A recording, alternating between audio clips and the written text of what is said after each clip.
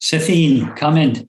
I just have a comment. I don't know how many people have the essential book of Rumi, but of course, a favorite, right?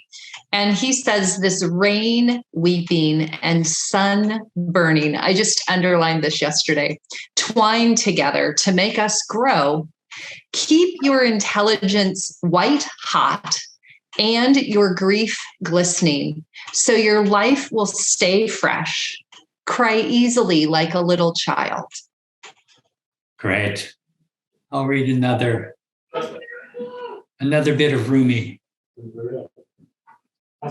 Swami Ramananda, if it's okay, I will pop in with this, the language of emotions. Please.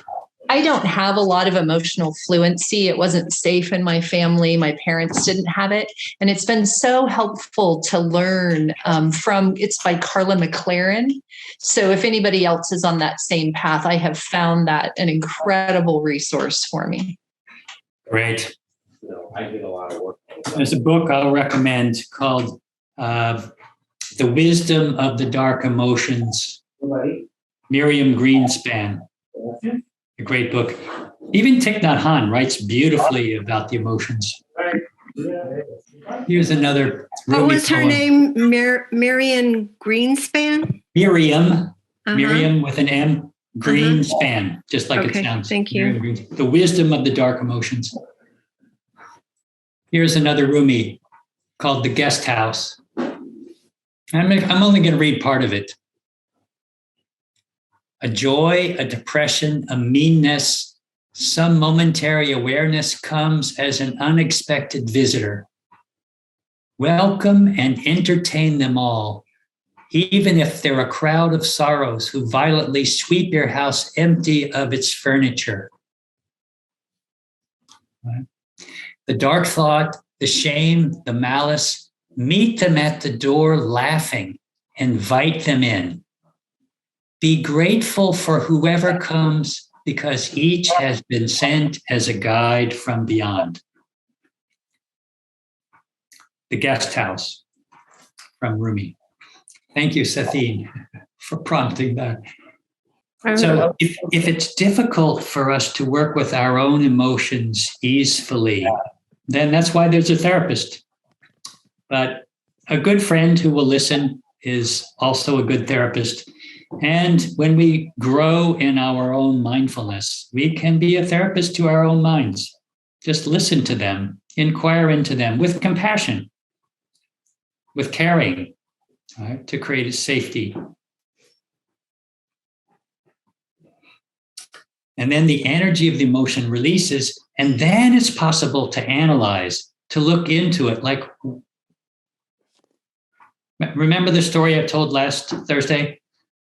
The person who made me angry. And then I saw that I was really hurt underneath the anger. And I saw my hurt was really because I wanted something I wasn't getting. Swami Satchidananda says, all the emotions are ultimately caused, all the negative or suffering, I wouldn't even call them negative emotions. You could call them difficult emotions, painful emotions. They're all caused by wanting something. At the root of any of them, in some way, you can trace back to what was I wanting that I'm not getting, or I'm afraid I won't get, or afraid I won't keep. They all can be traced back. But it's difficult to really look at the root if you're really full of the emotion. All right, so working with the emotion in a healthy way, with compassion, with caring over time, maybe with support, enables us, and this is a way kind of moving to looking at the next level of being, enables us to then use the intellect to analyze the emotion. Right? Where is it coming from? What's the root cause of that? Why do I fall into that again and again? What am I afraid of? What am I worried about? What was I wanting? What am I grieving, right? With my sorrow. What am I angry about? What am I wanting that I'm not getting?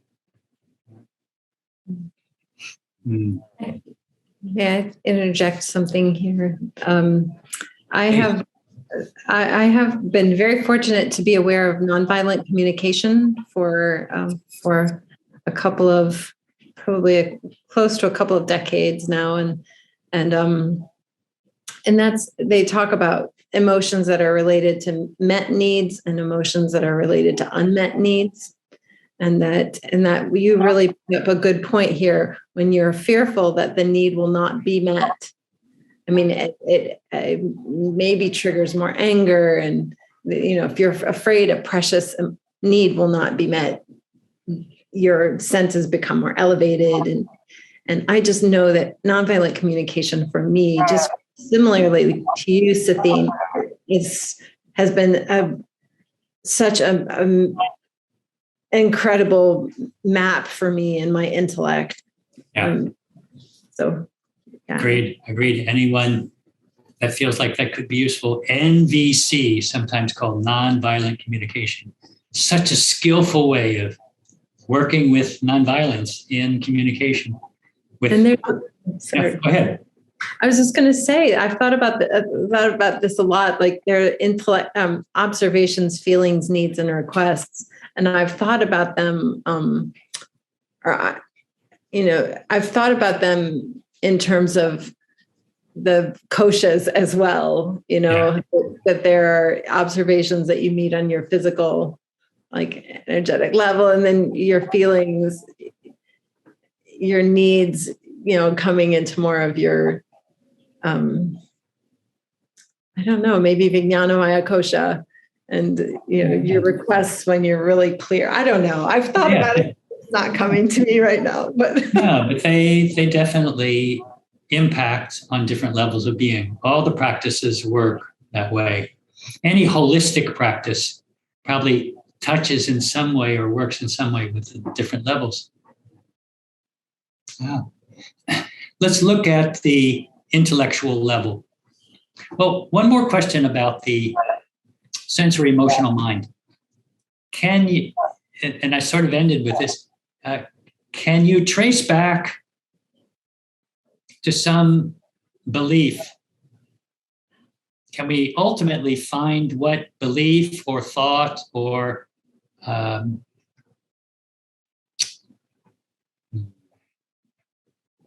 something that we value in the intellect that's causing the emotion, that's behind the emotion? I mean, that's ultimately how the intellect itself has manifest in the emotional level. So that means, is there something that I want or that I value or that I hold as an unconscious belief, a requirement for my happiness in the intellect that then has manifest emotionally? So here's a few questions to ask for the intellect. Go ahead, Canyon Sam. I was just going to say, I call it the origin story. I trace it back and back to younger and younger and find the origin story of that powerful, difficult emotion. Beautifully said. Yeah. The root. Some questions to ask to reflect on the intellect. Is there a teaching that you really believe in, but you find it difficult to live by? Is there some old way of thinking that you see isn't useful, but you feel stuck in it?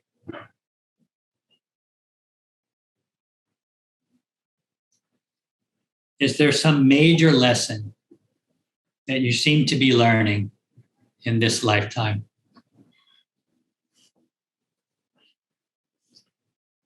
And probably the answer to those questions are maybe very similar. I think I spoke about this on the first of our 3 nights, that the ways that we understand ourselves and the world are formed under the influence of the prevailing messages of our culture, what Patanjali calls Avidya. The prevailing messages of our cultures are grounded in ignorance. So we form our idea of ourselves, we sort of define ourselves, and our relationship to the world is influenced by misinformation, right? False news, false information. And so we come to think that getting things from outside, this is a classic example, getting things from outside of myself is the source of my happiness. That's what the world teaches us. So that's something we have to watch again and again, and how it influences the way that we relate to the world. Getting approval of others, getting this object or that object, achieving this degree or that achievement. These are the things that will make me happy. Of course, not to say that those things can't be enjoyable or pleasant or a source of great fun. Those things can all be good, but we don't want to think of them as the source of our happiness. So if we look at the limbs of yoga, which limb of yoga matches up to this intellect, the level of the intellect? Sathine's not here to tell us now. All right. So we have yama, niyama, asana, pranayama, pratyahara, and then what's the next limb? Dharana. Good. Dharana. Yeah, good. Good, Elena. Yeah, it's dharana or concentration, the beginning stage of meditation. So here's where we will more directly work with the intellect. All right. I just explained in the very beginning of the class that when we practice concentrating, we calm all of that movement, right? It has a lot of momentum, and it takes time for that momentum to slow down, right? So you have to keep disengaging, just like you refrain from generating thinking and engaging in thinking. You refrain from pushing your child on the swing set. If you want it to slow down, you have to stop pushing. And gradually the momentum, it slows down. Meditation is like that. We disengage, and gradually that conditioning, the old beliefs, the new beliefs, all of it slows down. Right? And we have the opportunity to experience things outside of that prison of definition. And this has a lot to do with our self-esteem, our sense of contentment. Things that are very important here are self-care, really caring about ourselves and taking care of ourselves and being familiar with our needs.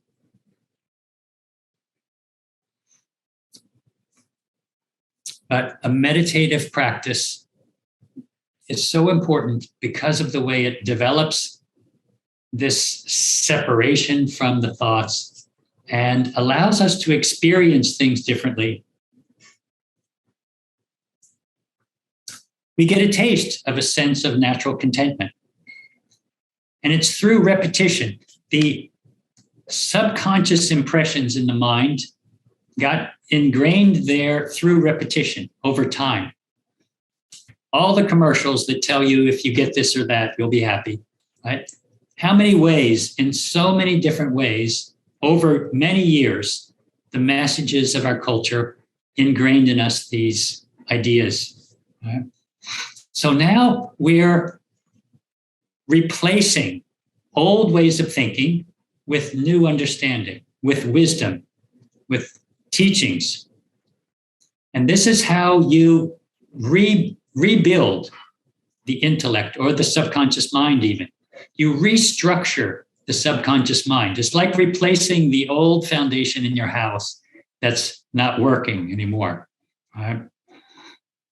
Sometimes things have to fall apart before you get down to the real foundation. But you replace it through repetition. So repeated experience in meditation. Creating an affirmation that reminds you of the truth is a great practice. So you have a good meditation, you have some insight, some clarity. It's beautiful to write something that you can read again and again and remind yourself of, reaffirm to yourself. This is what I know to be true from my own experience. Some kind of affirmation. So, repeated experience in meditation, repeat of an affirmation. Right? Reading again and again words of wisdom. So, reading spiritual books is a great practice because it through repetition helps gradually restructure the subconscious mind and embed beliefs that are aligned with the truth.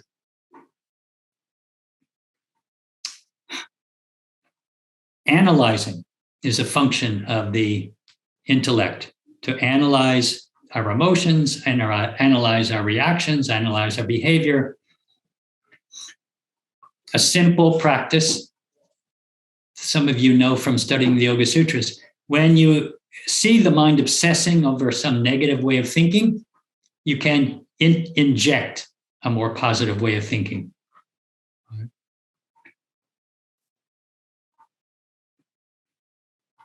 Pratipaksha.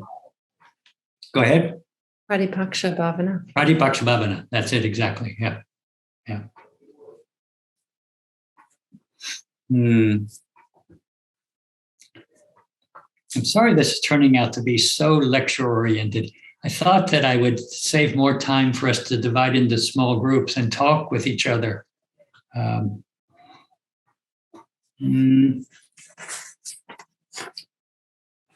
We could possibly still do that very briefly. Let me touch very quickly on the last Kosha, Ananda Maya Kosha, or the bliss body.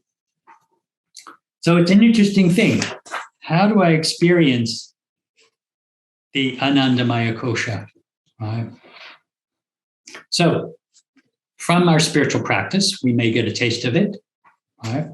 At the end of a yoga class, of a kirtan, a chanting session, through some devotional practice like praying for guidance. I gave that example. If I really pray for guidance and I really let go of all my own ideas, and I feel myself to be acting then as an instrument of a higher power, that feels really good.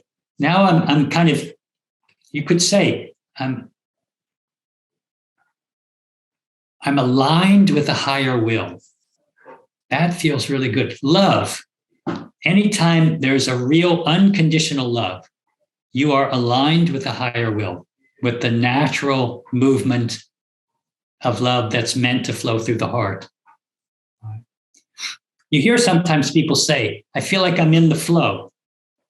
I'm sensitive to the messages that are coming, and I'm following those intuitive prompts in the flow. It's another example of experiencing this Anandamaya Kosha. Genuine, caring service for other people is a beautiful way to experience Anandamaya Kosha. Because again, your movement, your action is in harmony with this higher will, the natural flow of love through the heart.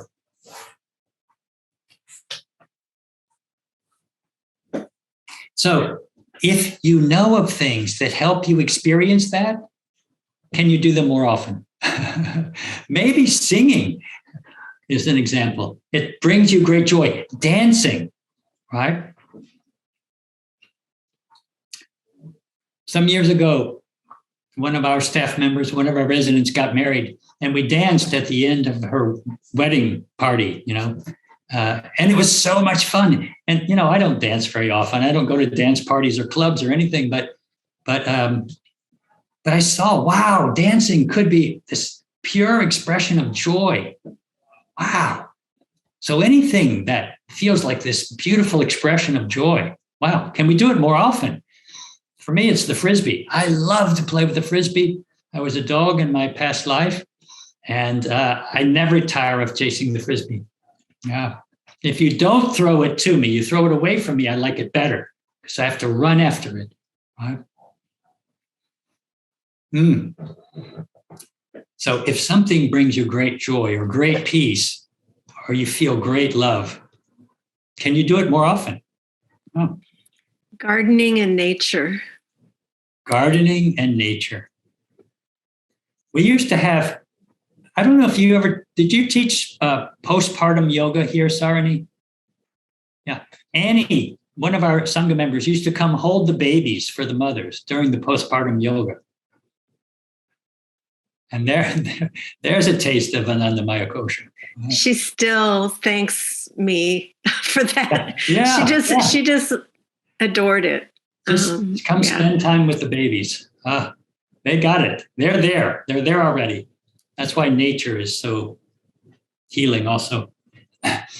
We don't have a lot of time, but would you all like to take like 10 minutes to break into smaller groups and do a little sharing?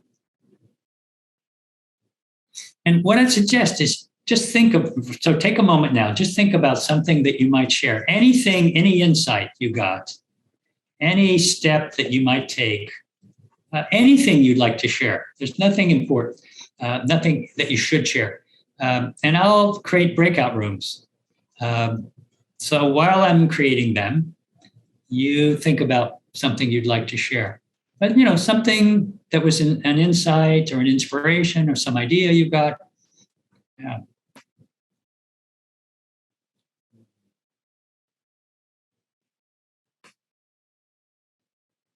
Okay. So I think what I'll do is just let the Zoom feature break us up randomly into breakout rooms of two in each room. I don't know who's going to be with who. Here we go. Hold on to your molecules.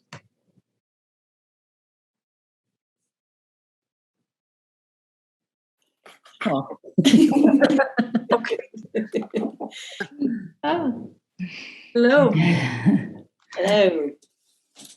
We should have done that earlier and a little more time, but thanks for sticking around long enough to spend a little time. And of course, a suggestion is that if you continue to work with some of the things we've talked about, that you have a good spiritual friend to share things with. To think out loud is so useful, right? With someone that is neutral and a good listener and just holds you in their compassion. Because ultimately, when we might have difficulty really being compassionate and forgiving with ourselves, but usually we can be that for each other. Mm-hmm. Right? So if you have difficulty doing it for yourself, let somebody else do that for you. Mm-hmm. But ultimately, we can learn how to have that compassion for ourselves. I know that my mind is a little crazy and needs work, and I forgive it. It's doing the best it can with the hand that it got dealt, and I think that's a healthy attitude. So let's end. I'm hoping that this series was helpful. I don't have any formal evaluation form, but I'd love it if you'd send me an email with a couple of thoughts about what you really liked or how it could be better. I would love that. Really appreciate it. Let's do a closing chant together.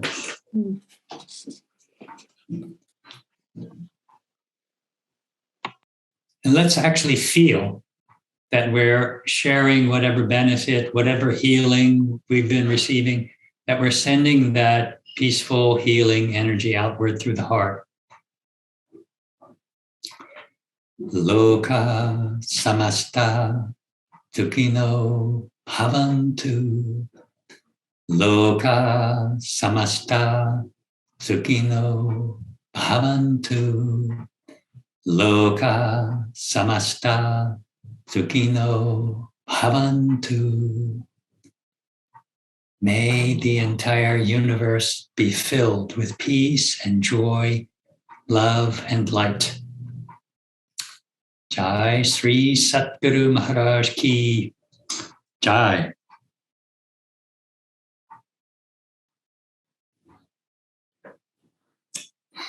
Namaste to you all. Beautiful lights. Thanks for spending some time with me.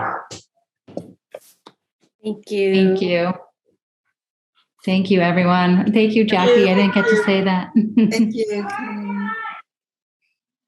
And Yavka, I can stay on. Yeah. Good night. Good night. Night. And I have a quick outside of the topic. I just Sure. Fine. for you. I wanted to know if you know any books or reading about Surya Namaskaram.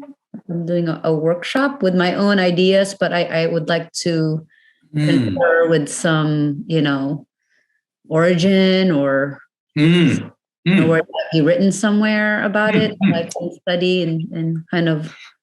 I don't know anything right off the bat. See if these other two yoga teachers here with us do. But I know where to look in our library. Okay. I wonder if Light on Yoga has some more, I haven't looked at it in ages, but has a more in-depth explanation of that kind of, like where the origination or something like that. We have Light on Yoga here, and also we have the Shivananda Yoga. We have a couple of their books that might have something. I'll take a look and see if there's something there. Yeah, thank you. Yeah, I don't know if this is helpful, but we say sun salutations, Surya Namaskaram, but it's funny, my mom growing up used to refer to something that they would recite it before school every day at this really amazing school that she attended as a child, like pretty young child. And they called it a salutation to the dawn. And I actually don't have it. I should have her send it to me. I believe it's the one, I don't know if it has its origins in like a Christian base, but it says, I don't think this is it. I just Googled it to see, but it says, look to this day, for it is life, the very life of life. In its brief course lie all the verities and realities of your existence, the bliss of growth, the glory of action, splendor of achievement. For yesterday is but a dream, tomorrow's only a vision. But today, well lived, makes every yesterday a dream of happiness and every tomorrow a vision of hope. That I don't know that that's it, even though that's lovely, So that might be helpful to just sun salutation in a few different ways in Google and see if it comes up in different sort of backgrounds. I was Googling it, and everyone has their ideas or blogs, and I have my own, but I wanted to refer to something that's written in the yogic text, right? Mm-hmm. Exactly. Or anything like that. So just curious if there's some place that I can look for that. I like that about the dawn, using the word dawn specifically, because there's oftentimes you can, read or hear about how the specific time of the morning is, like some people call it tween time, or, right before the sun comes up is a more powerful time to sit in meditation, right? So there's different explanations on why for that as well, but that's kind of a cool, not that you have to practice sun salutation then, but that could be a cool. True. Yeah, this does actually, one other place I went says the poem Salutation to the Dawn is often attributed to the Sanskrit dramatist and lyrical poet Kalidasa, whose writings were based on the Hindu sacred texts, the Vedas, the Ramayana, and the Mahabharata, and the Puranas. Most likely he lived near the Himalayas during the 5th century. I mean, you can't believe everything you read on the internet. So I cross-check all this. But if you try Googling salutation to the dawn versus sun salutation, you might get some of this too. Okay. Cool. But thanks, because now you've kind of prompted me to have my mom send me that one that she said. recite once in a while. That's nice. Yeah, your workshop's coming up. Yeah, I'm excited. I want to geek out and research before I post. Okay. Good. I'll take a look and see what I find, Mia. Okay. Thanks, Ramananda. Sure. Thanks, guys. Thank you, Ramananda. Thanks, everyone. Give me your feedback, guys. I value your feedback.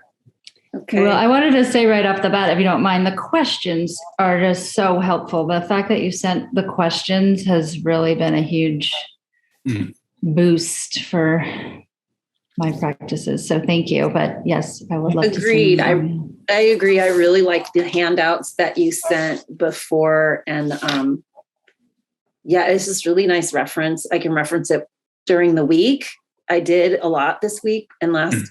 And not only just for my own practice, but kind of like when I work with students and teaching, it's like top of mind because I'm, not having to delve into like the sutras necessarily reading it, per se, but these charts and some notes that I can like, oh yeah, and really helpful. Good. Okay. All right. Good night, guys. Good night. Emma also says good night from there. Okay. She's yelling. Good night. Good night. Thank you. I tell her. Bye. Bye now.